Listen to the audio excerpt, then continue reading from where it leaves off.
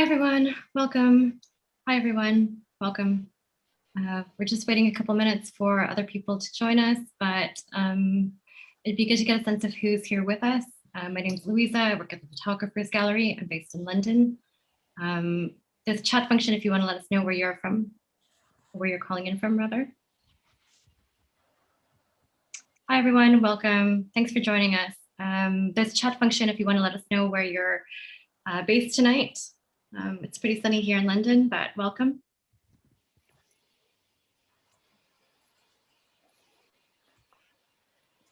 You can let us know over the chat function where you're dialing in from. Oh, cool. Oh, someone's from Helsinki. Great. Hi. Switzerland. Some other Londoners here.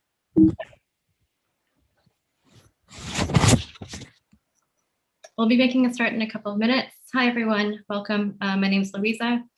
I'm based in London. It'd be great to know where everyone else is from today. Hi. Oh, cool. Oxford.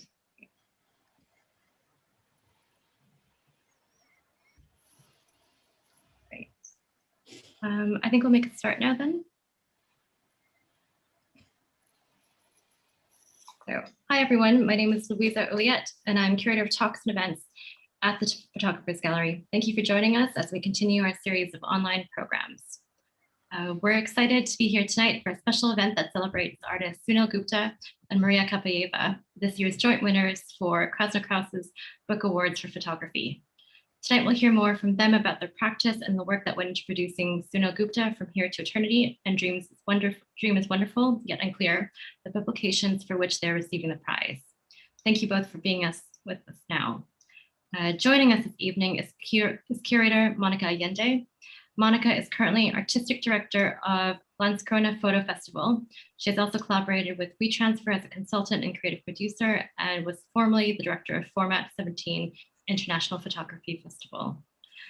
Together tonight, Monica, Sunil, and Maria will explore notions of archival narratives of the past and what it means to author your own history, touching on individual elements of their multidisciplinary practices and their respective approach to the mechanisms of using the book as a means of expression.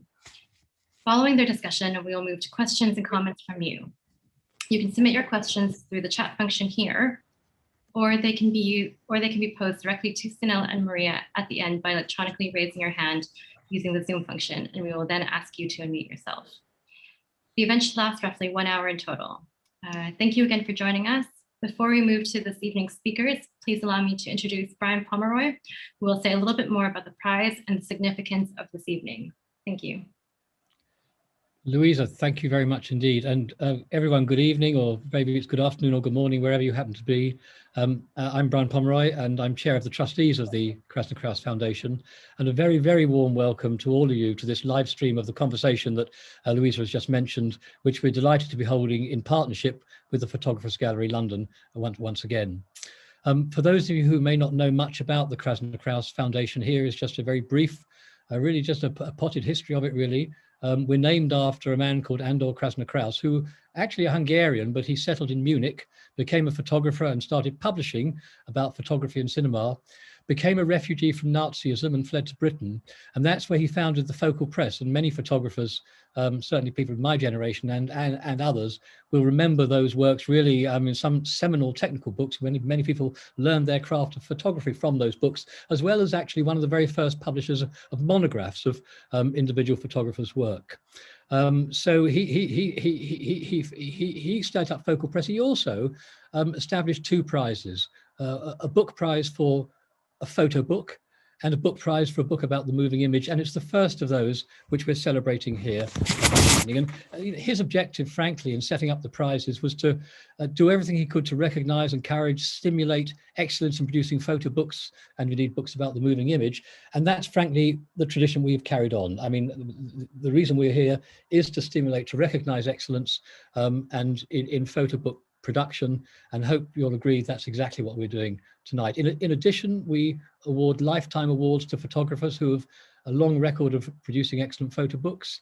We've very recently now started what we call the photo book sessions, because for a long time we've been celebrating individual works, but we've also wanted to set up some kind of forum for critical discourse about photo books, about the production and publication of photo books. We've now started that, so look out for those. We've just done our first one of those. We're also inaugurating an annual lecture. It should have happened a year or so ago, but it will happen. David Campany talking on photography and cinema, so watch out for that soon. When we can physically do that, we're going to do it. But back to the book prizes. You may have seen we recently published the 2021 long and short list for the Photo Book Prize. Unusually, the judges decided to award the prize jointly to 2 books. I think that actually is just a mark of the excellence of the submissions that we had and the difficulty they had actually in deciding. But those are the books which we're celebrating tonight. There's Sunil Gupta, From Here to Eternity, edited by Mark Seeley from Autograph, and Maria Kapajeva's Dream is Wonderful Yet Unclear from Milder Books. And you'll hear, as you've already heard from Louisa, both of them in conversation very soon. And then we'll move to questions and comments from you. But just before closing and introducing them, thank you very much to all the publishers, and there were many of them who submitted books, and the artists and authors who produced them, particularly to our panel of judges for this award, Patricia Di Bello, Anna Fox and Jenny Ricketts, and of course the Photographers Gallery and Brett Rogers, from whom you'll also hear later, and her colleagues, for being such very, very productive and congenial collaborators with us, as they always have been, and of course my own colleagues at the Kraszna-Krausz Foundation. So with that all said, let me now introduce Monica Allende, who will be moderating the discussion together with Sunil Gupta and Maria Kapajeva. Thank you very much, Brian. First of all, I would like to thank you, the Kraszna-Krausz Foundation and the Photographers Gallery, for inviting me to chair the Book Award winners talk today. I've been really looking forward to take part in this talk, as I realized both Sunil Gupta and Maria Kapajeva are such good friends. So then it felt that I'm entre amigos, like we say in Spanish, you know, I'm in amongst friends. And it's very special, you know, because when both projects are closely intertwined with their lives, so it feels more special when artists know each other and know each other's lives well, rather than just learning from each other through a bio or during a Zoom conversation, which is in this case. So it is also a very special moment, as it is the first time that the Kraszna-Krausz is jointly awarded to 2 artists. So they are sharing this special moment and this special space. So for me, it's an incredible privilege. So I would like now to give the space to both artists to introduce themselves. So Maria Kapajeva, if you want to kind of introduce yourself, welcome.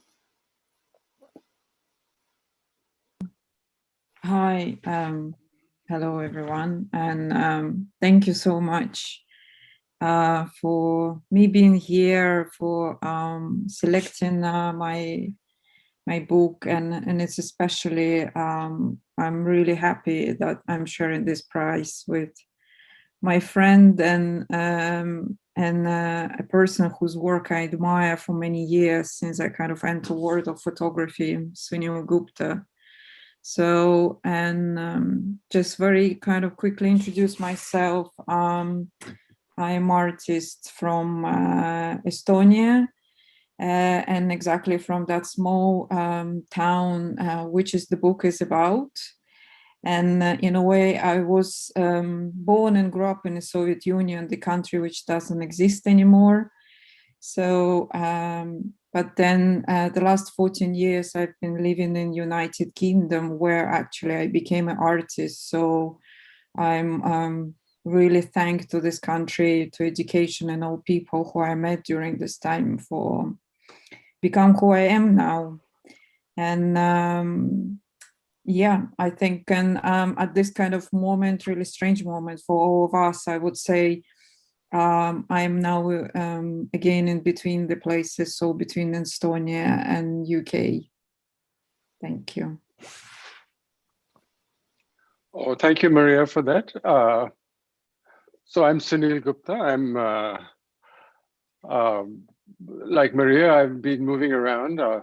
born in India, grew up in India partly, and then in Canada partly, and then lived in London mostly. Tried to escape back to India in my 50s, but returned in 2012. And I guess I'm here. And really, when I was little, I wanted to be a filmmaker, but I was never anywhere where I could do that. So photography was the next best thing. To tell stories with the camera, that's always been my obsession. I take far too many pictures and kind of edit and think about them a bit later.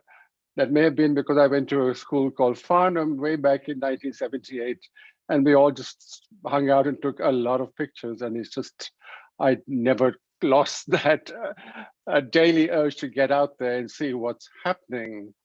I'm not really a studio person. I need to get out and look at where I am in the world.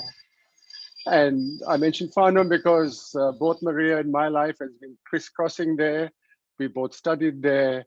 We both taught there. We're both part of a very interesting project called Women in Photography, trying to give women parity in the world of photography and art, finally, after all these years. And for that, we have traveled occasionally. We had a fantastic layover in South Beach in Miami when our flight was delayed at midnight. And so we've had a few adventures. And we also were practically neighbors in Stockwell, in fact. So, our lives have intersected in all kinds of interesting ways. Our books, however, were made pretty independently. So we were not jointly making the books. So it's fantastic that we've arrived at this point together. And it's very exciting that, we've come at the end of the process to an award together. That's quite interesting. Having arrived in very completely different ways. So I leave it at that. As my show, of course, just closed yesterday. So if you're in London and you didn't see it, well, that's going to be too bad. Then you're going to have to travel to Toronto next year to see it. So over to you, Monica. Thank you very much. So it's very interesting how you finish with this idea of the different practices, because that is where I want to kind of start this conversation. I want to kick off the talk by discussing the different approaches to your creative processes. Even though both projects, they have this common ground in which you're in the exploration of cultural identities that come from your own personal experiences, from having inhabited and belonging to multiple spaces, geographical, racial, sexual, historical. When it comes to this kind of the creative practice itself, I kind of see that they come from two very different approaches, how the narrative is structured in a way that, Sunil, if I can start with you follow this kind of chronological autobiographical sort of narrative in which, your life is the conducting thread that helps us navigate, where is it that we're going.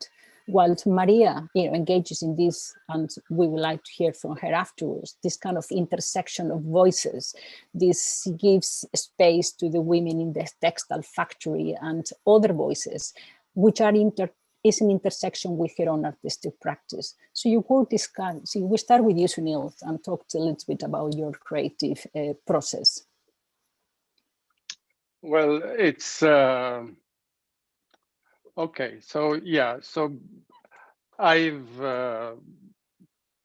kind of arrived at this point in my 60s to look back at this huge archive of material, photographs, and also ephemera that I've managed to save somehow in my travels here and there. And so I'd begun a process of trying to sort it out over the last 12 years, basically try and document it by scanning it and all the rest of it. It's a slow, time-consuming, costly process, and so, but it was underway. So there was a kind of skeleton of some structure there to facilitate what finally happened with the book. But in fact, the book happened in, how should I put it, in a kind of accidental way, Monica. It was because first the exhibition that's just closed at the Photographer's Gallery, that was organized, and that took a lot of time and effort. And then we weren't really thinking that there would be a book, because the exhibition stops in 2012. And really, to be honest, all the series in the show already exist in some form in these books. This is also a book by Mark Seeley autograph. And because we didn't have any money, and so we didn't think there was any point in making a third book with fragments of the series, because that's already there. So, but we thought there should be some kind of documentation. And suddenly, though, Mark Seeley through autograph, got some funding from the Bagri Foundation, so we must thank them. In my case, this foundation gave some money to autograph to make the book possible. So suddenly we did have a bigger budget to make a proper kind of publication. And in our conversations, Mark and I, he had been coming over to my studio on a regular basis to edit the material for the show anyway. And then we began to, I'm trying to remember whether it came from him or me, this idea that we look at the ephemera rather than the actual pictures in the show. So yeah, so we thought we would make a book that would be a contextualizing book about everything that happened around the making of the series that are in the show. So that was sort of that's how it was seeded. And then it was a huge editing process, of course.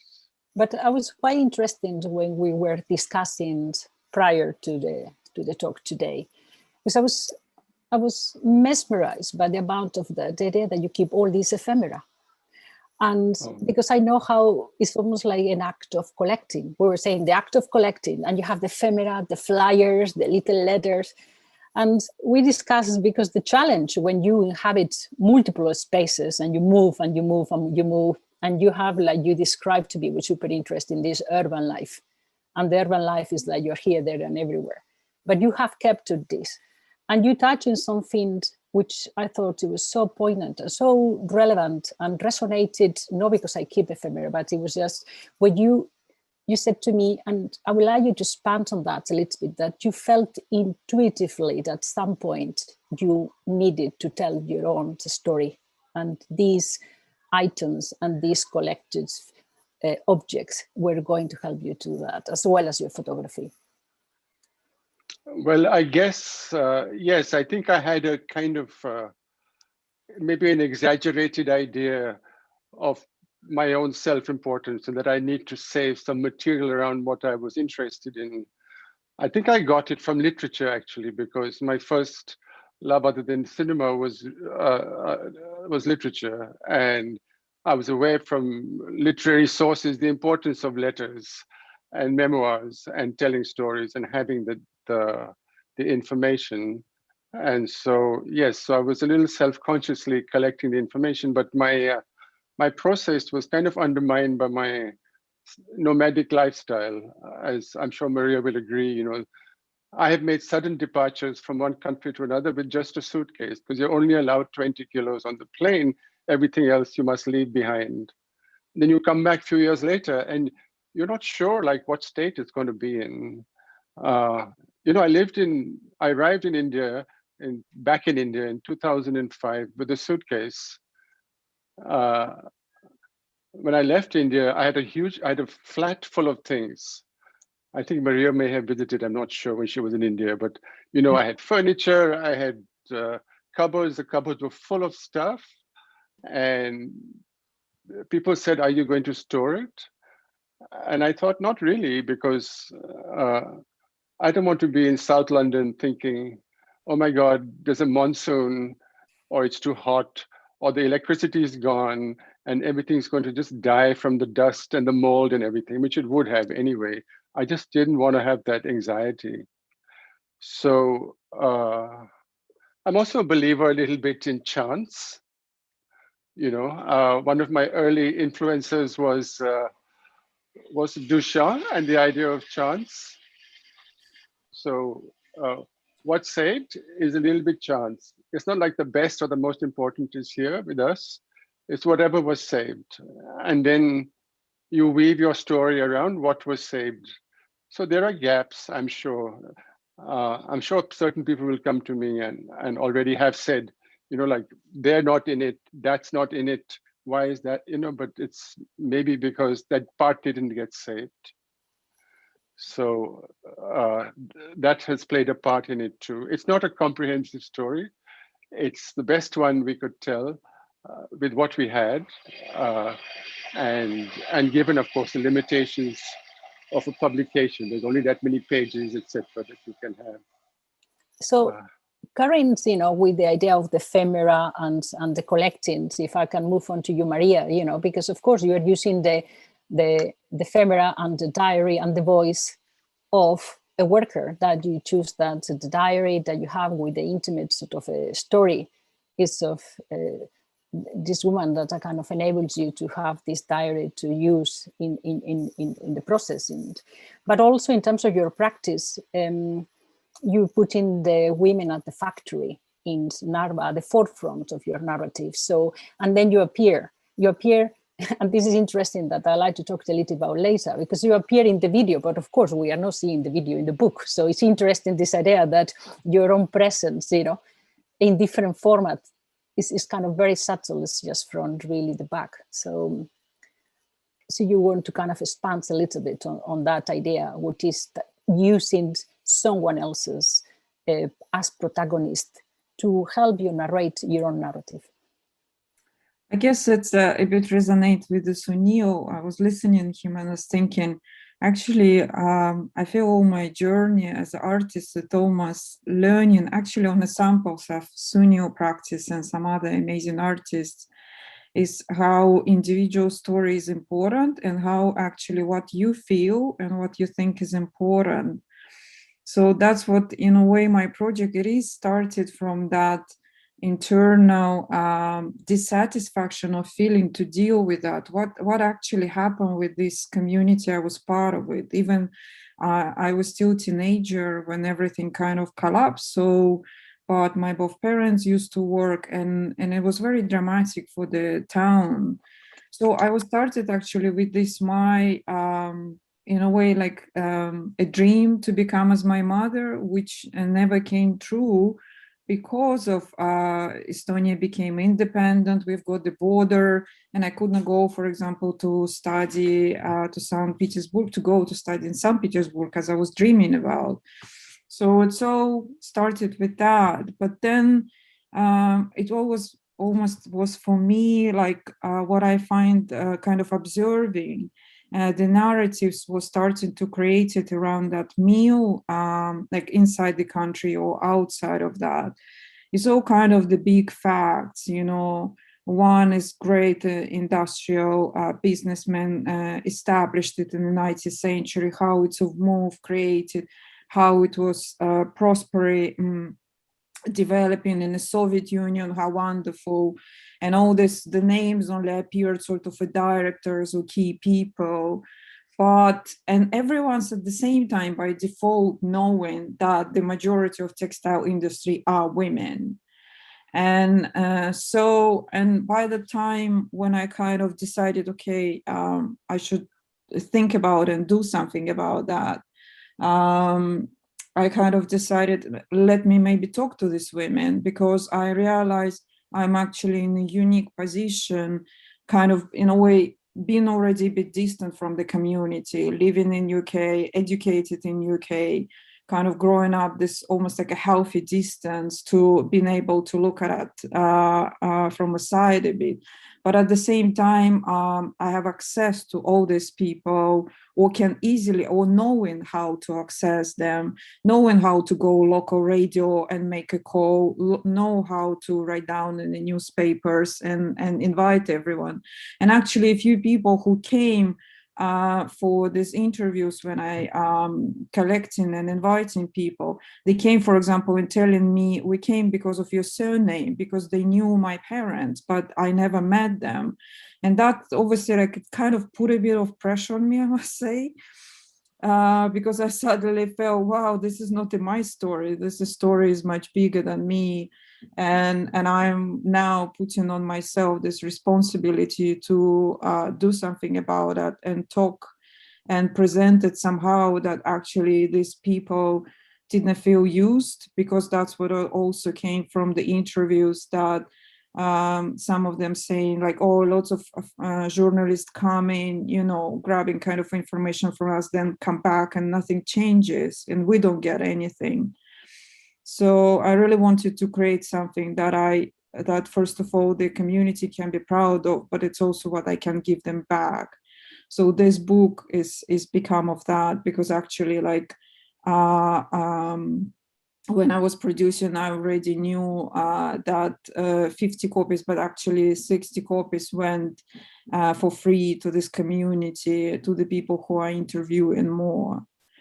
So yeah, I don't know if I answer your question, but yes, I was just kind of, you know, because I'm interested just to see how both of you have, you know, the story, you're the central part of the story, but how it kind of, the narrative kind of waves in a different way. So you have this kind of different sort of, you are combining the stories of the women, and then you have the archival photography, and then you have your own work kind of intersected, and your own work, the reference to your own work, I think is, you only have sort of this little number, you know, which is quite interesting. And then you have to kind of go back at the end of the book in order to kind of fully understand what your work is about.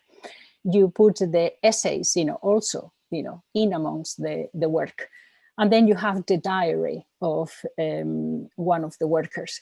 So in order to kind of consider, while, for example, Sunil, you know, is chronological. So we start at the beginning and then we flow like a linear narrative in which, and then we come to kind of the end. So we follow history in a chronological way through his life. While in your case, you know, we are sort of post-Soviet Union, and suddenly we are here now, and suddenly. So if you could talk a little bit about this kind of narrative structure and how challenging it was kind of for you to think, okay, these elements are going to be when and where. Well, that was a kind of a process, you know, a difficult process. The first, just to say, I developed it as an exhibition. That the first thing what happened, I wanted to develop like different works. They happen to be like different works in a big exhibition, which first of all was shown in Narva for this community. But then immediately doing this exhibition, I realized I cannot include as much as I want.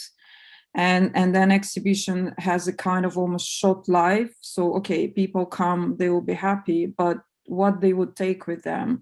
Besides this, the group photograph 2017, which I made, invited the community again to come for this group photo.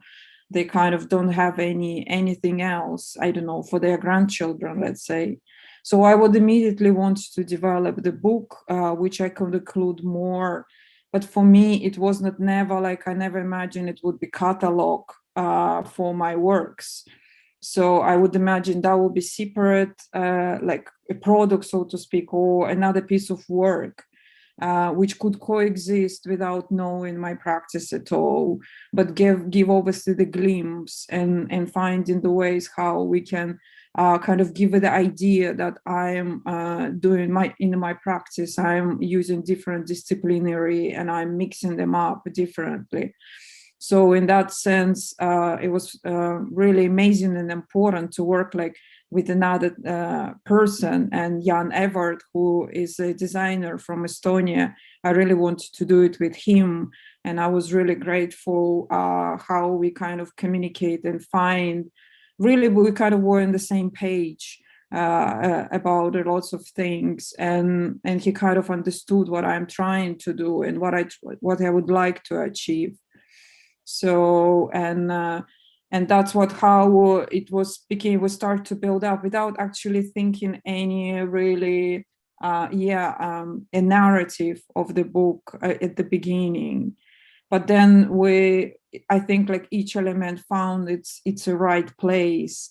So it's kind of how we can lead from one and another thing. And then there is, I obviously spent a lot of time building up narrative from the interviews of the people.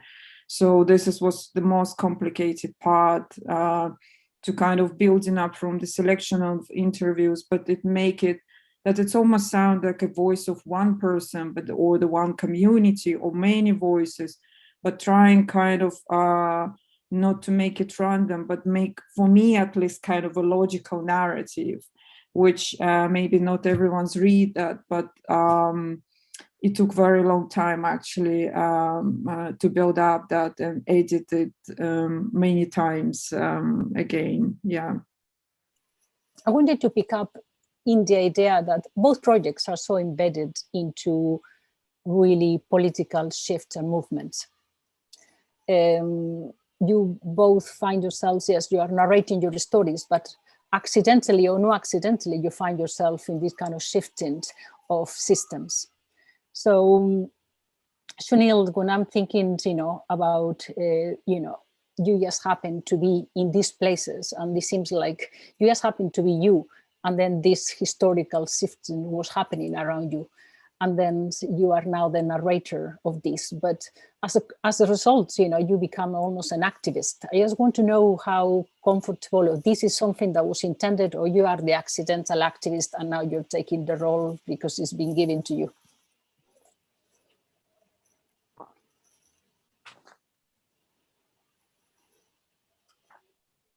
Oh, you have to unmute. So.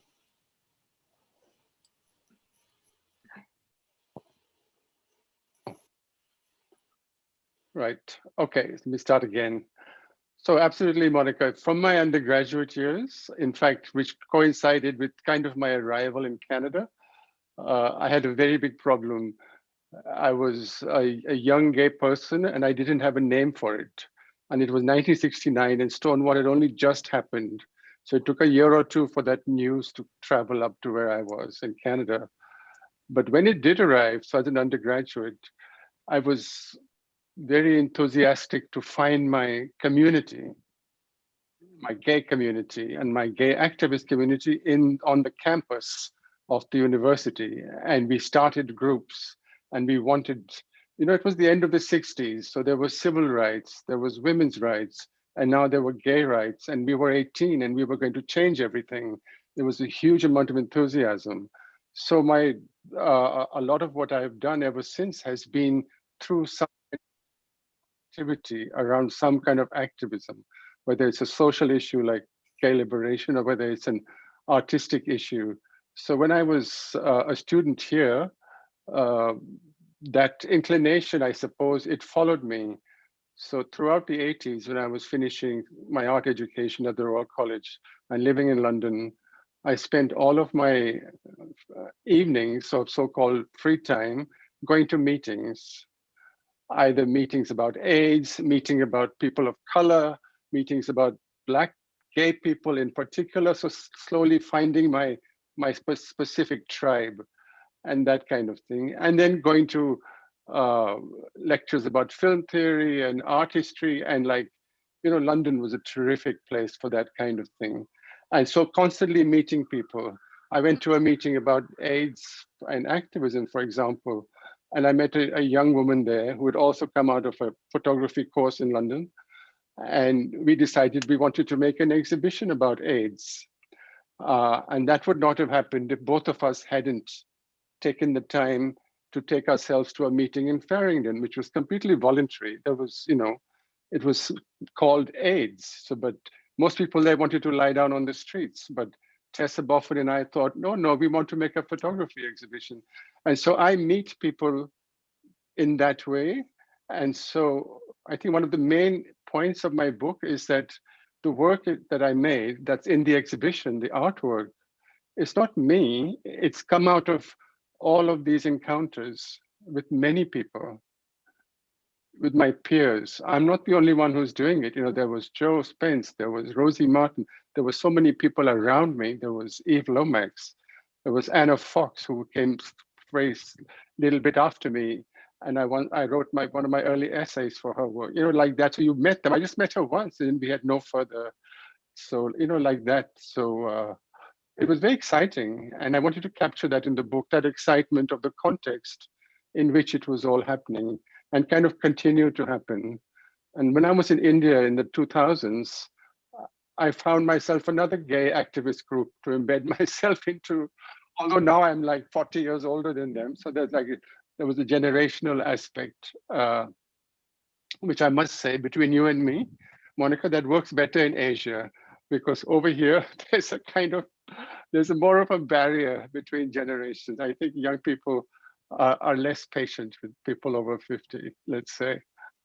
But also what is, for me, was so interesting about the work, and also because it transformed myself, you know, to the 1980s. That is when I arrived to London myself. So there are sort of images that transport me, but also is the importance that of seeing, and the ephemera emphasizes this, you know, the idea of the Grey London Authority, the political fight, you know. So the film was, of course, it was kind of the gays and the AIDS, you know, that you were very embedded in the campaigns. But there is this kind of political moment in which, you know, and the group, you know, like you say, your peers, that you were fighting for the visibility in what is our sort of a smaller sort of world, which is the photography world and the arts, you know, and to have sort of for people of color to be present and for give visibility to not only to their work, but to their narratives. So it is in the work that we're actually transported to think we are in the 1980s and this is already happening there. So whatever is happening now is not now, it's already there. Sort of it's been a battle that is being continued for decades. Yeah, I think if I may just add that for some people think that the work that you do is somewhere else, or you live here and you go there to your studio and make some work and then you come home. For me, it wasn't like that. It was in all aspects of my life. And I wanted to capture that in the book. So if I can I just share the screen? Somebody wants to see some pictures, just very briefly. I'll just show you a couple of those moments from the 80s. So for example, I just go carry on. So this is an example. So actually, this is my graduation at the Royal College of Art. That's my mother. Nobody thought that was my mother. This lady next to her was her best friend who came in a sari. Everybody thought that was my mother. So my mother was really pissed off. But here on the right is a picture of a party to which mostly gay men of color were invited. So we had private parties because London special gay bars just for Blacks and Asians. We had our own parties.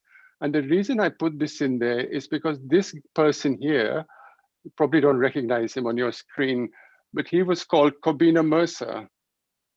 Now, Cobina Mercer has gone on to become a very well-known Black theorist, right? And he's gone to work at Yale. So I just wanted to, so that's the kind of thing that was happening. You were meeting people socially, you know, in academia, outside academia. We were involved with the GLC, you know, so like that. And I'm just trying to see finally if there's something here from,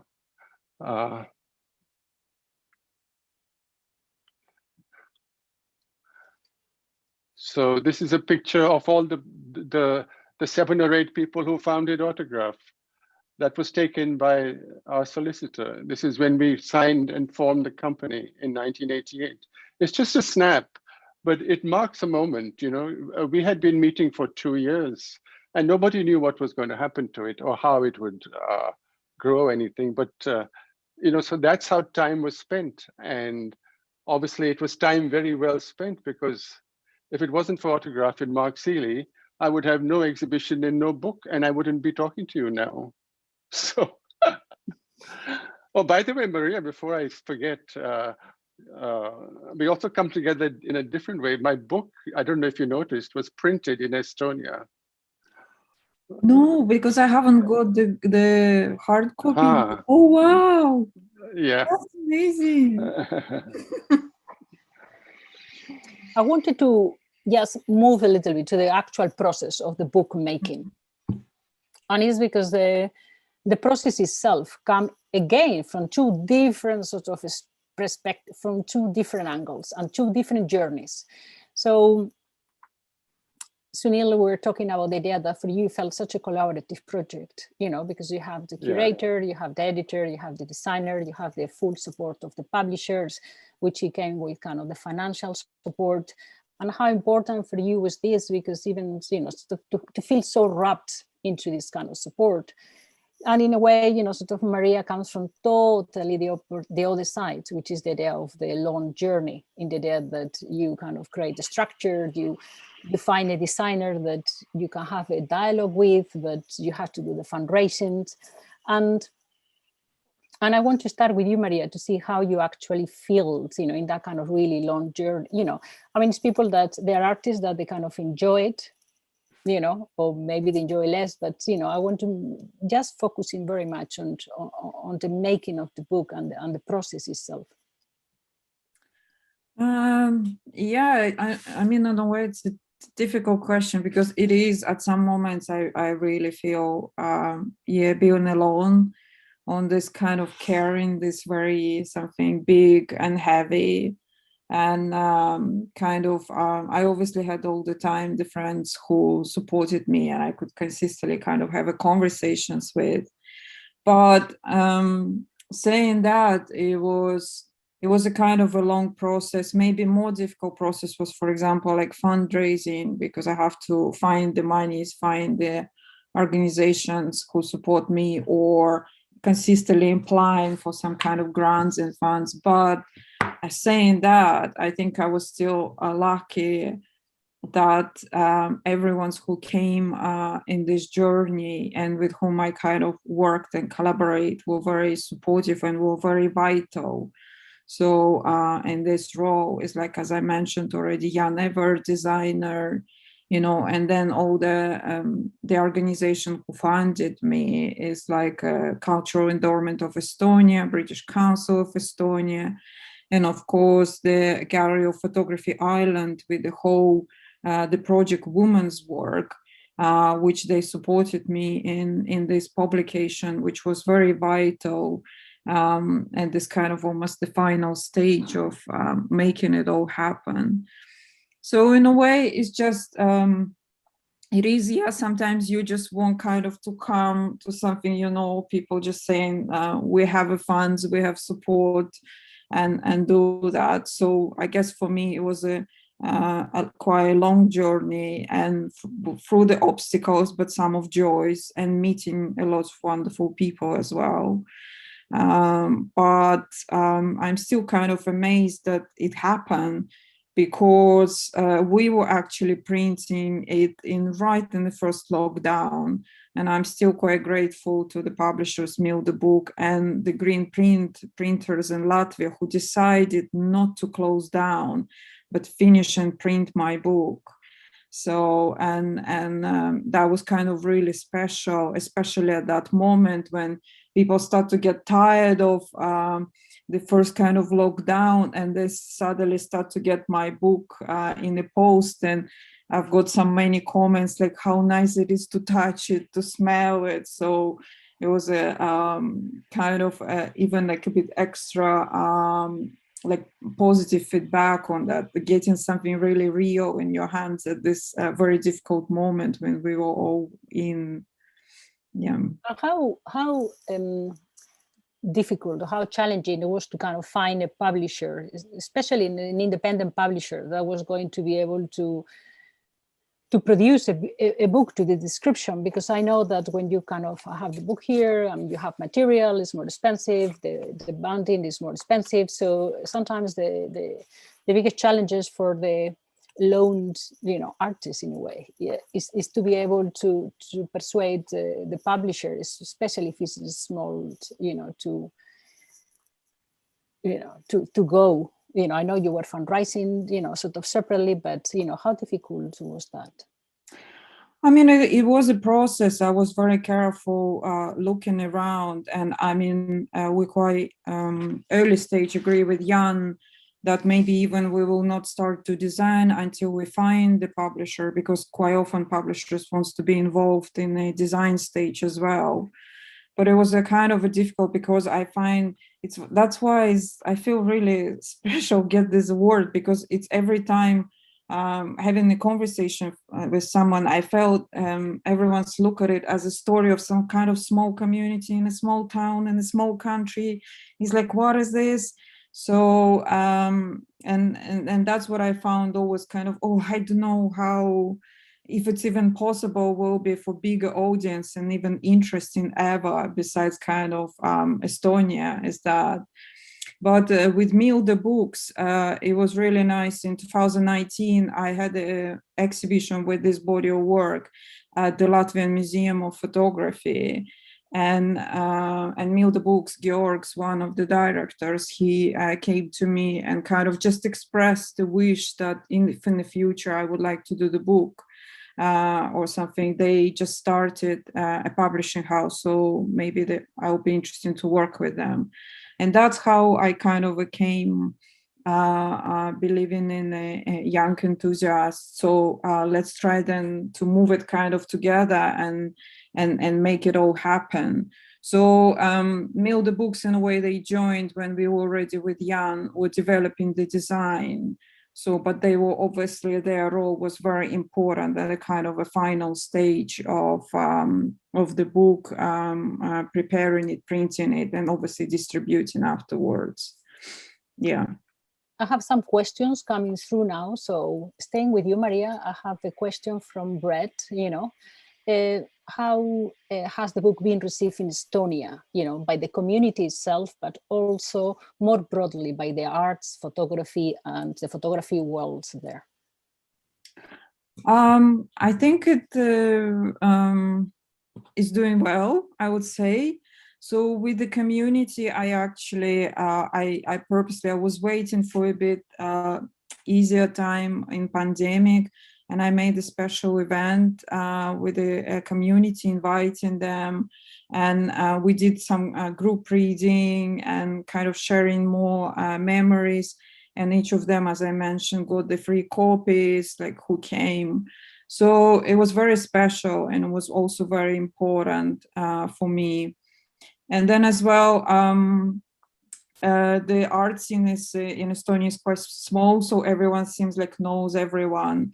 But I'm quite happy that book is, you can find like in the art bookshops or in some institutions. And I also made sure that libraries, especially in that region where my hometown from, each library gets the copy of it. So people can accidentally maybe find it or purposely looking for it.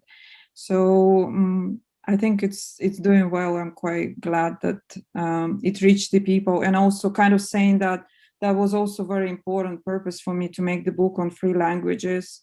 It's like it's in English, Estonian, and Russian, all text, because the community I am talking about is a Russian-speaking community majority. So for me, it was very important that they feel it's their book also, the same as it's Estonian book also, and obviously for broader audience in English. Exactly, because we didn't touch on that before in relation to the kind of a political transitional sort of a space that your book in a way is reflecting, and is the idea of a community that it finds itself by the shifting of history in the other country.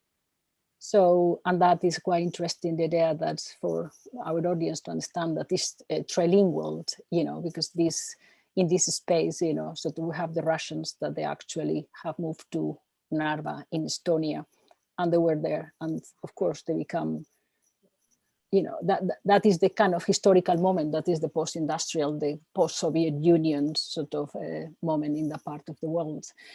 I have a question, Sunil, from Carol. She wants, do you feel that going to the Royal College play a crucial role in you becoming a famous artist? Well, I wonder if they're watching this. I better be careful. Actually, no, I went there to get a visa because the Home Office wanted to throw me out and I needed another student visa. So, which is why I went to Farnham. And then when I graduated, they wrote to me and said, please, you can return to Canada now. So I applied for an MA. There weren't many MAs. There was only the Royal College, and I was one other, I think, maybe. I was lucky I got in. So I think on a more serious note, I was very lucky in both of my colleges because both of them were art schools. And so primarily, they weren't part of a larger institution. And they were both, the courses were about making. So I left them being a fantastic printer. I've always printed and a shooter. So I shoot first, think later, unlike the people who went to the Polytechnic of Central London, who thought so much and they couldn't shoot, and then they couldn't print to save their lives. I had to print their pictures for them. Anyway, so no, I don't think it made me a famous person. What it did do was to really toughen me up. We had really brutal crits, which are not allowed these days, I believe, because when you and I teach, we cannot say those things.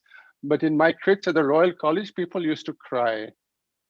They would say, that's just really terrible. Can you please go home and try again?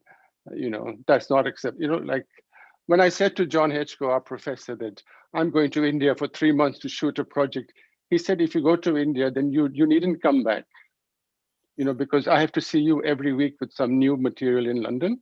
If you go, then don't bother coming back.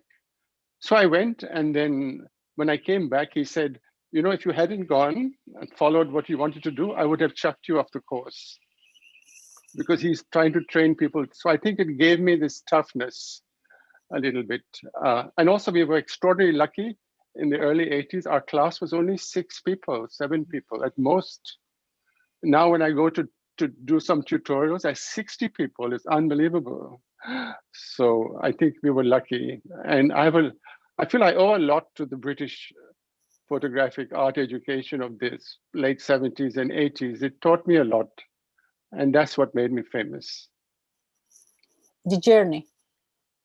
Yeah, and that training. And the people I met from Farnham, from the RCA, from PCL, and everywhere, yeah. I also was thinking in terms of going back to the idea of the book form, right? Because both of you are multidisciplinary artists. But you engage, sort of photography, ephemera, writing, video, performance, sculpture, and in a way, all these practices, they come together naturally, in installations, because then it can be tactile, so you can have different surfaces. But I also think how difficult it is to actually, think in terms of the book form when you have to kind of embrace, especially, things like performance, if it's the sculpture, like you have Maria, So Sunil, maybe you want to kind of go a little bit about this. I know that you say the book is a response to the exhibition in a way, but in a way it has its own identity too. Absolutely. So the book is completely, I would never have attempted to do this on my own. I do believe that book design is a skill and there are designers. So there were 2 very important people involved with this book. One was Mark Seeley, because we started with 600 items of ephemera and photos, and it had to be edited down, which he did very patiently over several months with me. And we argued about every one. And then there was the designer. It's Fraser Mugridge and his studio, who were amazing. And many things happened in that 3-way dialogue. And the great thing was that everybody was quite relaxed about it. I didn't think I'm this great artist and my way has to be correct. So, for example, we were exchanging PDFs, and I wrote on the PDFs, these little captions, and they were supposed to be, I thought they're going to typeset them. But Malcolm said, let's just use what I sent them, these handwritten things. So this was their idea. I didn't plan to do it like this. I was going to have neat little captions. And I thought, oh, that's a good idea. Then they said, let's have colored pages. Mark was very keen also that we have colored pages, much like we had colored walls in the gallery. Although I think the gallery walls are less colorful than the book. But anyway, the book, we could have more colorful pages. And so then they made a code, you know, so this they did, I didn't do that. They figured out a kind of code. So, you know, there's yellow pictures when it's my family, there's pink pictures when it's homosexuals, and there's orange pictures when it's like work-related things. So they made a kind of code, and I just kept taking more and more pictures. Every day I said, here's some more pictures. So the last picture I shot last year, just before the show opened, I'm always going to the hospital. You know, I'm sort of semi-dying of AIDS. I haven't done it yet, but I keep threatening to. They keep calling me in, and I was just having this test. And so I asked the technician, would you take a picture of me with all these things stuck to my body? And so that was just like a few. And so I sent this to Mark like at midnight saying, this is from my phone. What do you think? He said, oh, fantastic. We put it on the back cover. No question asked, just straight there, you know, like that. So I think it was a team where it was possible to work like that. I think maybe because Mark and I have a long history, we've done other books. He knows I won't run away with the money. I know there's a kind of trust there already. Now, Fraser Muggeridge, I didn't know, but every time I work with Mark, he brings a new, very fashionable designer who I've never heard of, which is fair enough. It's not my world. So then, but it worked. It was alone, that book would not look like that. I wouldn't have made it like that. It was their idea to have the paper. It was their idea that the book should be bendable like this. You know, that it's a book that's ephemera. That's a record of, you know, of an archive. You know, it's not a fine art book. It's not a glossy catalog for a museum. You know, it's something else. I wanted to kind of move on to you, Maria. I mean, how difficult is for you to kind of think in terms of, because there is so much performative, but not only performative, you have the material that is behind you, which is your mom's design, for example, and is textile. But of course, you know, in the book, we have a pattern that I love, which is this one. And of course, you know, this is, you made it into clothing. And this, you know, you look at the book and then, you know, this is your first design, right? So how is difficult, you know, how do you kind of transport these elements into bookmaking? I think it was also the process. I was kind of open. I knew a few things was really important to me, as it's pretty much quite early. Because it's textile mill, I really wanted that, imagining that the cover will be a textile, for example. And I was really glad that with Jan, we come up to kind of really nice solution, that it's a soft cover, but at the same time, it holds very nicely and opens everything nicely. So, and I was really grateful that the original plan was that I'm going to hand stamp these old flowers on each 600 copies. But thank God it didn't happen. And thank God the printers, they did the silk screen printing, each of them, and they actually had to do 3 layers on each, because apparently, which I didn't know, the gold doesn't sit very well on a fabric. So they did amazing that job on that. But it also was kind of working and thinking about how, what is the textile industry, what is the stories, and also the scale, how it works. Maybe if I have a minute, I can just quickly sort of share, just to show what I want to highlight. The big part of the book is, you can see it, right? Is this spreads with the group photographs which people brought me, who used to work, and their stories. And what I like when you look at this at the book, it's almost like was the Jan came up to the solution. It's almost like the continuous fabric of the photographs goes through the whole book. And that was just a kind of a beautiful solution for me, which is in a way unites them all. But at the same time, I really wanted to show that amount of the photographs, to show as much as possible, and at the same time as many as possible people who were in the photograph. So there is a gradually starting the first image from the 2 people, and it's ended up a number of people in the photographs growing more and more. So you start to feel this kind of the scale, how many people were involved in a way, and how big it was, and important in a way it was. So in that sense, those kind of the small solutions we were trying to find. So in a way, it's almost like building up a sculpture and making like the special object which you would like to hold. It is quite a heavy, but it kind of gives a bit of significance to those people and those stories. So for each person. So that was for me as well as important. I wanted it to be not in a big scale. You still can kind of carry it in your bag, but at the same time, it feels kind of very valuable. It's the same as this person and their stories, and my story is valuable in a way. Yeah, that's, I guess. And next time we will see you with a Mickey Mouse skirt as well, right? Yes, definitely. When we all comes to the photographer's gallery, you wear your skirt. Yeah. I promise, yeah.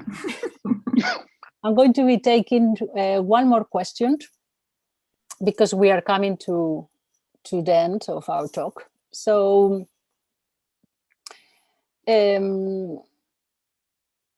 also, you know, one more question from Duncan Woolbridge. And could you say a little about the idea of placing ephemera front and center in both of your projects, rather than the idea of the artwork as being the central event? Your projects seem to set out to recenter or decenter the worlds in some way. Open for either of you to answer, or both of you. Oh, well, yeah, well, for me, I have a very broad understanding of what the artwork is. In fact, if I can bring in Brett's question in here about my curating, I feel like people like to see it as different roles, but for me, it's all part of the same cultural activism, whether it's curating, whether it's making a book, whether it's making the ephemera, whether it's making the pictures that you see in the gallery wall. And these are all, and even my teaching, it's all part of me. You know, that's me, the artist, doing all of those things. I don't see it as separate things. Maria? And for you, Maria? I'm actually a bit of lost. Can you repeat that? I'm sorry.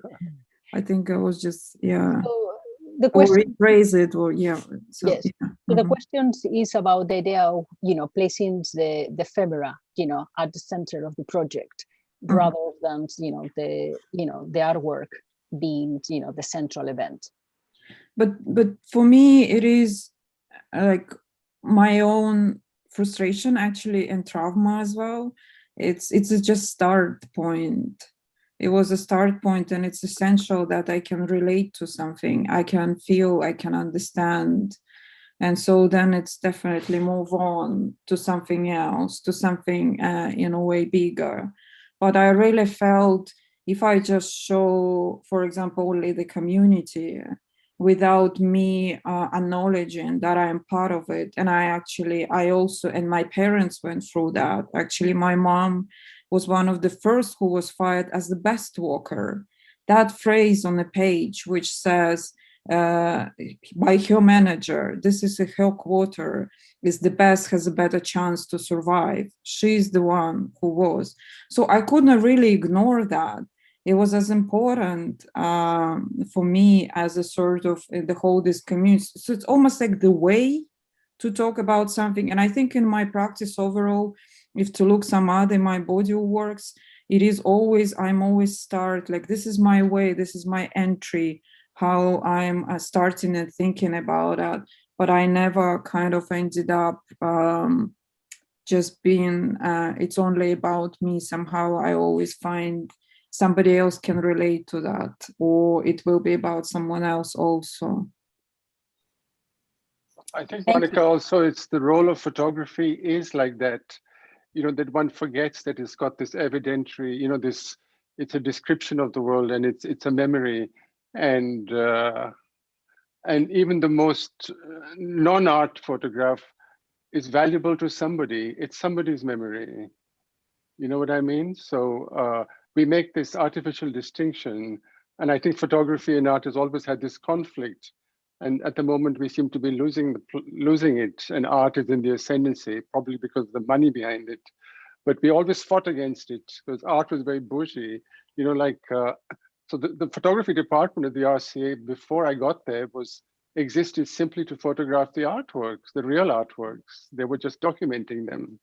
And I think what Maria and I are showing is that casual documents of people's lives, even studio pictures of your family like that, are valid artworks, because that's my memory, that's her memory, that's art.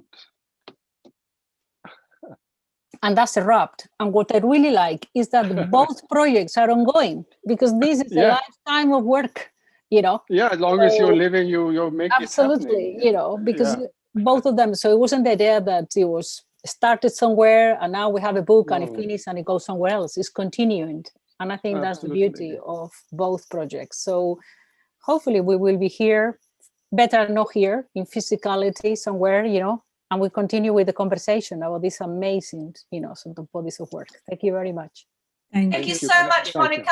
Thank you so much, Monica, for pulling this together and being such an excellent chair. We last worked with you when I know your dedication there is a long dedication with you to understanding the photo book, but also we last worked with you when you to celebrate Anton Kustas at last year's DB show, and you've always been very, very much associated with helping an artist to see a project through from start to finish, and your engagement with both artists tonight has been outstanding. So thank you so much. And to Sunil and to Maria too, thank you so much for your contributions. What I loved you trying to do tonight was to show the book and show the texture and the quality and the size. And I can just want to encourage everybody to come into the Photographer's Gallery bookshop and see the books there and to pick them up and handle them, but also to smell them, because I was with you, Sunil, when Fraser Muggeridge wandered in on the night of the opening last October to deliver the book. And do you remember how when we opened it up, we looked at it, we also smelled it, and we all got so, here it is. The smell of the ink on the page is so resonant. And to me, it signals something about the quality of book. And Maria's too. So it's been a wonderful insight into an area of practice that doesn't get that much attention in your work, Sunil, but and Maria's too. So thank you very much to Brian and Alex for helping us to realize this event tonight. The Kraszna-Krausz Foundation as our partners are really very important, and it couldn't have been more different in tone or subject matter to Latoya Ruba Fraser last year. So it's something I really enjoy about the people you get to select the prize. I'm always surprised by who the winners are, and they really introduce such a new panoply of people working in this field. But also I want to thank John Spatz and everybody at Signature Picture Academy for helping us tonight. And of course, for all of you who've joined us. On Thursday, we'll be having the second part of this series, the Moving Image Award, and the speakers will be, the people who've won the award are Monica Allende, I'm just not sure I've said that correctly, and Brigitte Kuster for their research on Med Hondo. And the person who will be chairing is Keith Cheery, and you can find all the information about that and book on our website for Thursday night. We all look forward to also participating in that, because we always find that although we don't know, none of those names mean anything to us, it's always a fascinating insight to an area of practice that's so related to photography and so fascinating that it's always worth participating in. So I hope to see you there. Thanks to my colleagues Louisa and Janice, and also for the curators, to Mark Seeley and to Anna and Karen and Claire, who worked on the show here at the gallery. So thank you very much. Thank you. Thank you. Bye-bye, everyone.